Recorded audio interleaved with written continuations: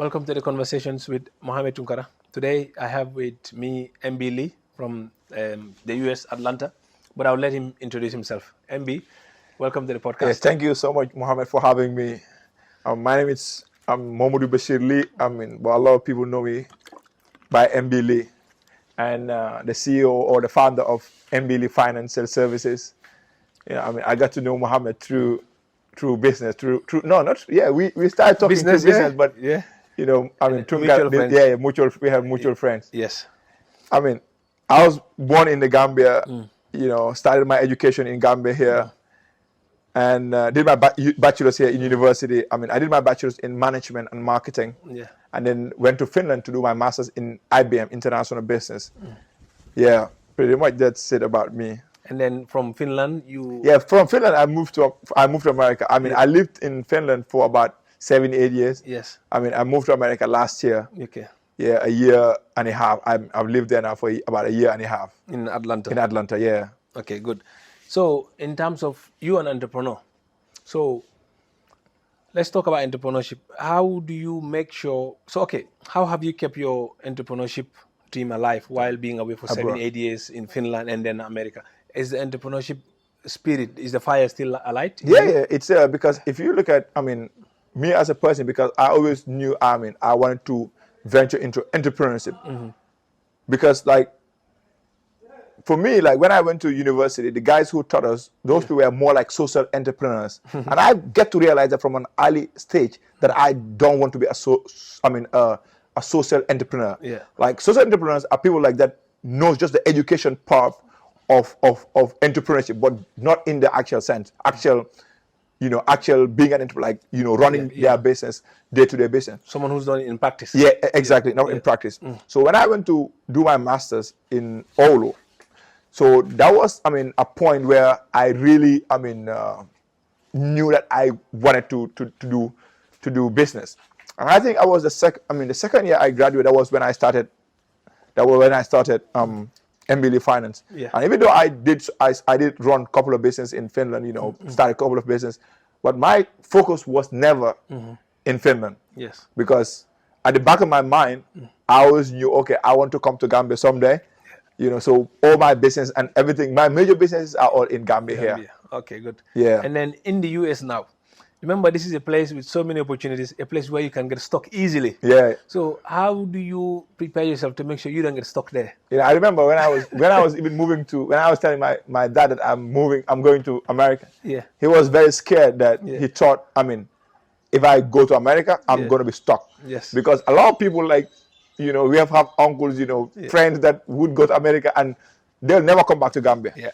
But for me as a person, I know myself better than anyone. Mm-hmm. I know the impact, I know the potential that I have and the things that I want to do. Mm-hmm. And the things that I'm passionate about. Yeah. Man, I'm so passionate about this country. Yeah.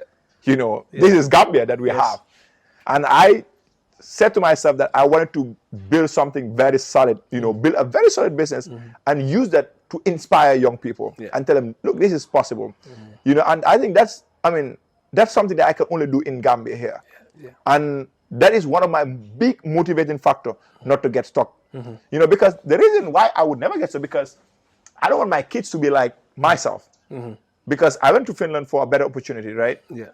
And my master's degree was for 2 years. Yes. If I had everything that I had in Gambia, I wouldn't stay there. Yeah. I wouldn't stay there. Now I'm almost 9-10 years abroad. Yeah. And I was initially just supposed to be there for 2 years. Mm-hmm. So me wanting to keep that entrepreneurial spirit, it's to be able to build the bridges that we never had, create stories that, people can look up. That's what you're doing.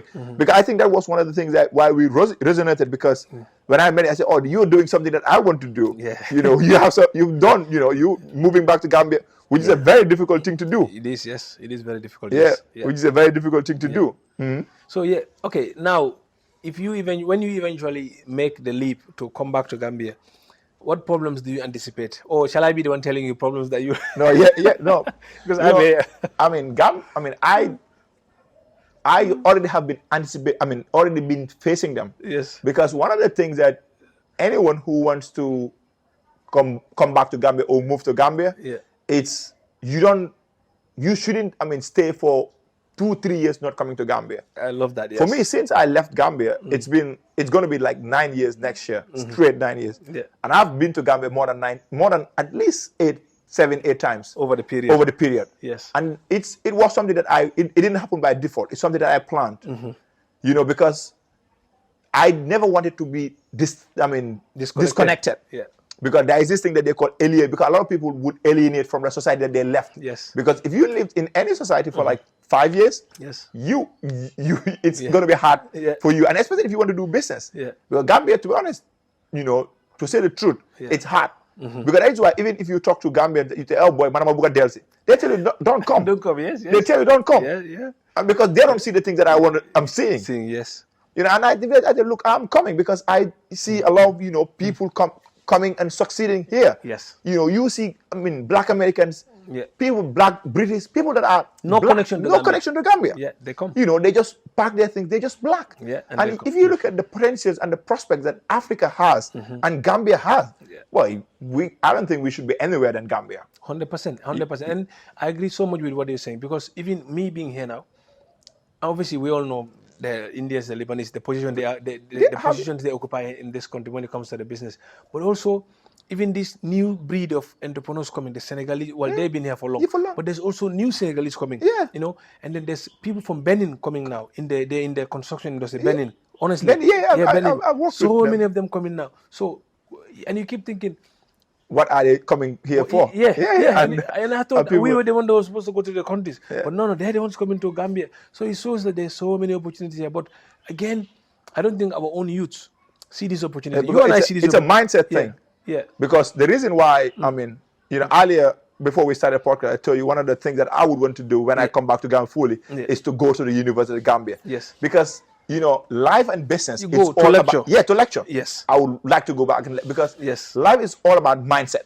It's not about intelligence. It's not about because these people coming, they're coming with a different mindset. Because all of us young people, because like you mentioned earlier, most of us grow up, taking people that left in Gambia as role models. Those are the people that we look as our role models. Because anytime that you see a story where you ask Kuko Sampa, hi mungi felenale. Yeah. But living in America or living in Finland, I know I can do way more things in Gambia than in America. Yes, 100%. Because when you leave, that's when you see the potential and the prospect that you have in Gambia. Yes. And if I can do it in Gambia, why would I be in America or exactly. And don't forget, when you're here as a Gambian, the impact you can do.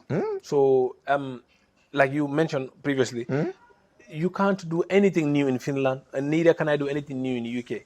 Yes, I created a business with 5-6 employees on payroll, all Gambians and stuff. But look at Gambia. We have nearly 50 people on payroll, nearly 50. So look at that impact. And when I created Sony Transfer, it wasn't to create an impact. It was to solve a problem, which is our people sending money hand to hand. So we brought this digital system. But when I'm being here in the Gambia, especially when I walk into the office some days and I see all these people, it's sometimes even emotional. That why you create all these jobs. And then as well, there's this bonus, which is you as a Gambian, you must treat your people right. Right, yep. Because we're so connected. You think to us it's your brothers and sisters that are working for you. I think there's about 7 or 9 people in our office that are from my village, who I'm connected to. Right. Some of my direct cousins. So how else could I have done an impact like this? Oh, you cannot. It's going to be hard. Yes. Because if you look at Gambia, bro, there's so much problems here. Yes. And those problems are the opportunities for us. Yes. Because earlier, if I was going to ask you the same question, if you can remember how many red cars you saw last night, you didn't remember because you didn't pay attention to them. Yeah. So, but that's the same with opportunities. Yes. Because opportunities are things that you're looking for them. And like entrepreneurs are people who look at the world, but they don't see problems. They see opportunities. Yes. And Gambia, you have so much problems. So you come up with a solution. Look at your company, for example, and Dr. Ismail Abai, for example. Yes, exactly. Let's say Sonny. Yeah. Like less than 4 years. Yes. The impact that you have created. Yes. Especially that tells you there's a need. Yes. And you look at in the health sector what Dr. Ismail is doing. Yeah. And even it's a marathon as well. You have agriculture where he needs to go. Yeah. Which is much longer. Just getting started. Yes. And exactly. I always tell people, Gambia usually it's because we're small.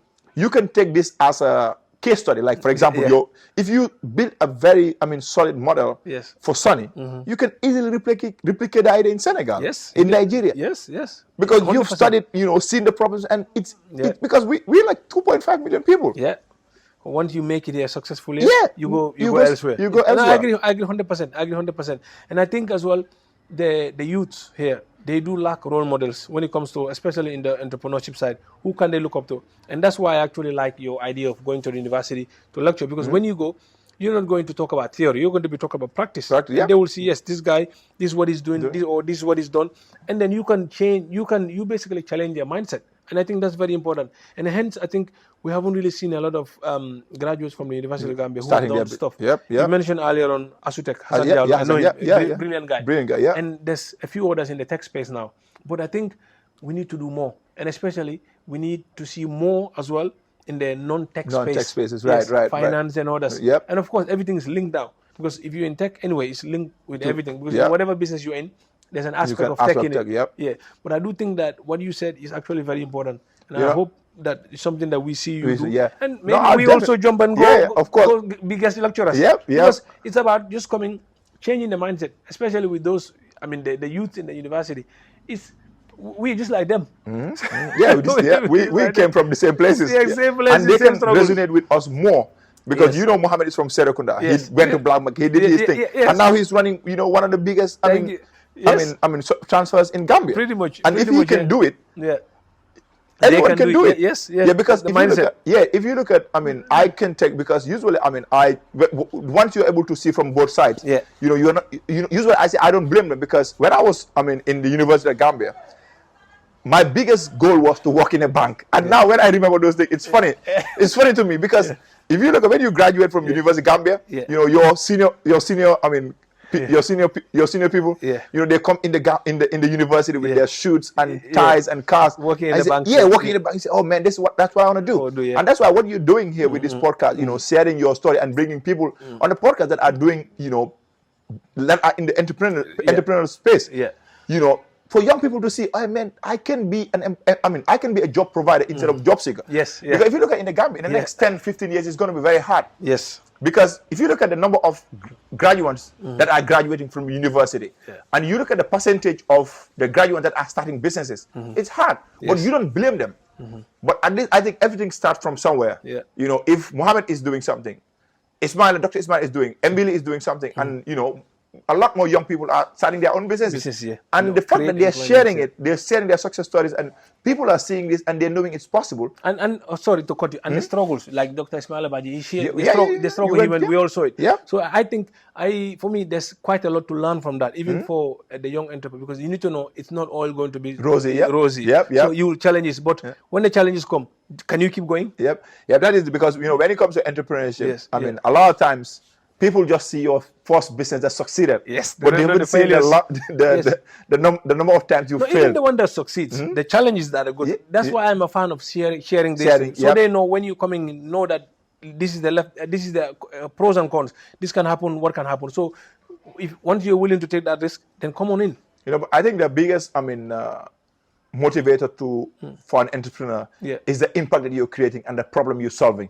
Because when you were starting Sunny, you were not motivated for the monetary aspect. You saw a gap in your people that are there doing cash, and then you came with a solution. And now it's more than just you. Because you have over 50 employees in Gambia, you have 5-6 employees in the UK. Just that thinking is fulfilling. Indeed. Indeed. Because less than a few years ago, it was an idea you had in your head. And you say, okay, this is possible. And you're building an institution. And for me, from the get-go, I used to tell my friend, MB Leigh, it's my name and I love the name. And I said, I'm good. Because it's, business, like, okay, Sonny, what did Sonny mean before you came?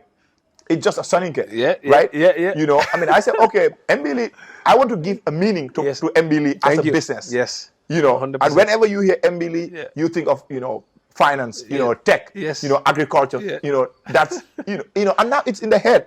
But you gradually, do it bit by bit. We started with finance, we get into real estate, we get into agriculture. So it's indeed. And you see, it's actually important you mentioned this. So this is why I'm saying we need to put our stories out there. Because there's a lot of people, obviously we come from a society whereby a lot of people say, oh, I leave, let's just put our faith in Allah and then do our du'as and push. Because at the end of the day, the motivation, we're not looking for money for this. No. We're just trying to build a network and inspire others. So, and even off the record, because it's good that you started, because off the record, if this wasn't here, if the cameras were not here, these are the same conversation we would have been having. Thank you. So why not just have it on camera? And in fact, this is one of my motivations for starting this, because of these conversations I keep having with people. And as well, when I came back, I got connected with some of the people, like one of my mentors, Jagana, and stuff. The conversation we keep having, and then I keep thinking, I can't be keeping this conversation to myself. And sometimes even random conversation, even like when you came to the office, UK last month, last month, when you came to UK, when we went for lunch, the conversation we were having, and I was thinking, that's what I said. When we meet in Gambia, we must have a podcast, because those conversations we have in that restaurant, which are these ones. So I feel like we're doing injustice if we don't share this with our colleagues, and as well as the younger ones in the university. Or the ones who are not even in the university, but they're tech-minded. For example, when I finished high school, I used to go to the Sreguna market. That's where I used to spend my time at the black market, buying and selling mobile phones. So there's a lot of youths there that can do way more. And when you spend time in those places like black market and stuff, bro, you learn resilience, you learn hustle, you learn to succeed. So imagine some of those, you will take them from there. We plant these ideas in them. There is nothing they cannot do. There is nothing they cannot do. And the biggest thing is like you seeing someone that is from you, that is from the same place that you came from, and you see what they're doing. I'll tell you, I always love motivation. When I had, back in 2010, 2008, the access to internet wasn't as we had today. It used to be like luxury. I remember when I go to Africa, when I'm not working, when I'm on the computer, the only thing that I'm doing, listening to, it's YouTube. I just type motivation, this, and I'm listening. And then, but it's hard to see, people like us, Gambians. I think the artist that I saw earlier was Pajuf. I know whether you know about him, like. And the motivational speaker. Yeah, the motivational speaker. Yeah, I attended one of his conferences in Birmingham, actually. But now that, a lot of people are coming, you're doing this, you're putting it out, because it's just content. Yes. Because behind the scenes, this is what we talk about. Dr. Ismail Abaji is a motivational speaker. He let him speak. But now, because if you look at back in 2008, we didn't have all that. But now, you have Dr. Ismail Abaji, you have yourself, you have, a lot of people, taking this and, putting it out there. It's for nothing. It's just to inspire people. Because you could have just kept everything from, to yourself.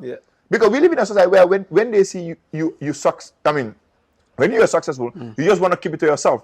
But you have so much things that you can share and educate the young people, and they will learn from it. Yes, 100%. And they'll take you as a role model. They'll take me and Doctor, and they'll take, because that's what they're saying. Yes. Because usually you want to be like someone that you see. Like I told you, back in the days, because I was living in a bubble, I only lived in Gambia. My motivation was kind of limited. My desires and vision were limited to only Gambian context and the people that are around my environment. Because otherwise they say it's like you are an average of the 5 people that you spend time with. Right? Now, one of the things I want to talk about is sharing the struggles and the triumphs and the struggles, or at least the story, basically, of what we are doing. I think, for me, it's very important, because it inspires other people, the younger kids, tell them what's possible. So we become kind of an example for them, because we want them to be kids that when they come up, like when you go lecture at the university and stuff, you're going to change the mindset, as you mentioned. Right. But once the mindset change, those kids will start coming up with stuff that even we can be investors in. So I want you to elaborate on that a bit. If you look at it, a lot of times, most successful businesses, or business owners in Gambia will just be at their space, not sharing. But the fact that you and I and many other people are, putting their story out there to educate and inspire, the young people. Because these things that you're doing, because they can resonate with you, because you're coming from the same background with them. And I'll give you, there is this one business that I'm doing. That's my main business now. That is MB Leigh Research, that owns all the ventures that I'm doing. So I met with this young person. I've been working with him. He's an incredible guy. But the fact that he doesn't have he has the entrepreneur, but he doesn't know potential that he has. Yeah. Like he is sitting on a multi-million dollars business, but he doesn't see it. So what I told him was, I mean, I'm going to invest in his business. Yeah. I'm keeping the business name as it is. What I want him to do is just focus on what he's good at, and I'll manage the marketing, the operation, and the finance. And I'm giving him office. I'm giving him everything. I'm ordering everything that he's doing. Yeah. You know, and these are things that you do. Yes. You know, when you inspire young people, you don't have to reinvent the wheel. No. Because there's so many things that you don't have to start doing. Yeah. Just come with someone and partner, and you know. I mean, some of the billionaires that we look at, Reid Hoffman and some Yeah, all these people. yeah. I mean, they started, yes, but then most of their funds come from the future investments that they did, the companies, the Airbnbs and stuff they invested in. So I think we are using that as a kind of a story to say, yes, we can also do that here, because we started this. There's not many entrepreneurs like us who are now, Dr. Ismail Abaji and others, who are like putting themselves out there now, putting their story out there. Once we do that, these kids look up to us, and then we build a network, which is what I hope we do with this podcast. Build a network. These things that you're doing, and other, you know, Gambians, because I told you, I mean, when we met, the reason why we resonated, because I told you already doing something that I want to do, that is moving back to Gambia. You know, this is your second year living in Gambia, right? And you're sharing things that I can learn from, right? And you putting it out there. And me seeing that I would do, okay, it's possible for me to do it. And it's going to validate my idea of wanting to come back to Gambia. Because I've seen Mohammed, you know, doing it, even though it's not easy, but he's doing it. It's doable. Yeah. And then what you are doing over time, we're going to create an ecosystem where we don't, you know, because if you look at, you know, you don't have VCs in Gambia. Okay, we have VCs in Gambia, but do we? I think we do have some, but not to that extent. You know, but over time, these are things that we can have. And these are the conversations that would trigger it. You know, because I can see a young person, Mohammed, you know, you're into this area. This is someone that you can invest in. You can invest in the idea, because you don't have to start every business. No. You cannot. Yeah, you cannot. Yeah. So you have the experience, you have the, you know, the know-how, you know, and the exposure. Because, like I said earlier, these are things that really motivates us to wanting to come back to Gambia. Because we've seen the other side. You know, and we wouldn't just be. Because mostly, if you're outside, you just keep blaming. But you can, you know, criticize within. Because, like, I mean, for me, and effect change within. Why? True. A lot of times, the reason why, I mean, I see a lot of problems. The reason, a lot of why I don't usually, you know, voice my opinions. I mean, on problems. Is because I feel bad if I'm doing it from. Because I would say, oh man, he's just in his house and, you know, criticizing Gambia. You know, that's why I see a lot of problems, but I'd rather, you know, just keep it to myself, because I want to be part of the solution. Not you know, just echoing the problem. Because I know, I mean, we have so much problems. And that is why I can't wait to, you know, come back to Gambia and, you know, be able to do the thing that, you know, you're doing. And, you know, we complement each other, and, you know, we would, one day, we may not live to be here. And there's also another thing that we, you know, we learn and we might share. Because a lot of times, we Gambians, we are programmed in a way we want to start everything and benefit. If you look at countries like, I mean, America, Finland, England, China, you know, the forefathers built a foundation that they know they may not benefit from, but they will, the next leaders that will come would benefit. Like right now that we're doing, you know, we don't have an organized entrepreneurial ecosystem in Gambia. But over time, you know, we would have it, because we have the conversation, you know, we're knowing each other. Over time, we would build it, because everything you see start from somewhere. You know, and then the fact that, I mean, young Gambians are coming back to Gambia, you know, being part of being part of the solution. Because, like, I know, not only, like, if you tell a friend that you want to come back to Gambia, they will discourage you. Because it's where the lenses that they are looking at the things and the lenses that you are different. Very different. In fact, if I can come on this, it's true. Like, we never claim that the Gambia is perfect. Like, you look at Nawek, you look at the internet, sometimes even a Zoom call, like, I keep dropping out, and so it's embarrassing. But despite all this, when you come and you become like, you start to see an impact of what you're doing, and the hunger, and believe me, you will never want to go back. For me, I don't think I will ever go back and live in the UK or anywhere else for a long time. Maybe just temporary, because of what we're involved in. And like we mentioned previously, the impact we're creating, we're seeing the impact. And because of our mindset, entrepreneur, providing solutions to problems, bro, it's never ending here. You know, it's never ending. A few years ago, I mean, a video popped up on my Facebook. the founder of the one who started Zenith Bank. Yes, yes. I mean, I think in the early 1990s or so. Yeah. I mean, he said he started Zenith Bank with $5 million. Yes. Right. Yeah. They went to Nigeria. There was so much problems. Yeah. You know, they had to start in like a whole infrastructure. Yeah. You know, you go somewhere, there is no, like they did everything. Yeah. But then over like 20, 30 years, that $5 million turned to $1 billion company. There we go. And he tells you like that kind of story is not possible anywhere than in Africa. Yeah, true. And 100%. you Yeah. being part of that solution, it's you know, it's fulfilling. Yes. You Yes. know, in America or in England or in Finland, Yes. you know, this is a society that has already developed way more. Yes. If you lived in America or in Finland or in UK, you are there just for yourself and your family. I love that. Yeah. You understand what I mean? Yeah. But if you come to Gambia, Yeah. you're employing over 50 people. Impact. Yeah. Yeah. Wide impact. Wide Exactly. impact. You become just one part of it. I cannot put any better. Exactly. I cannot put, and I think that's kind of the point I was trying to make when I said I don't think I can ever go back No. to live in it, because you know, with what I've done with Sony, if I can do this 2-3 times, bro, I'll have hundreds of people on my payroll. And then looking at that alone, if that doesn't satisfy you, my friend, And these are things that you cannot see if you live in the UK or in America. Because a lot of times I've seen really very smart people in like in America or in like Gambians. Yeah.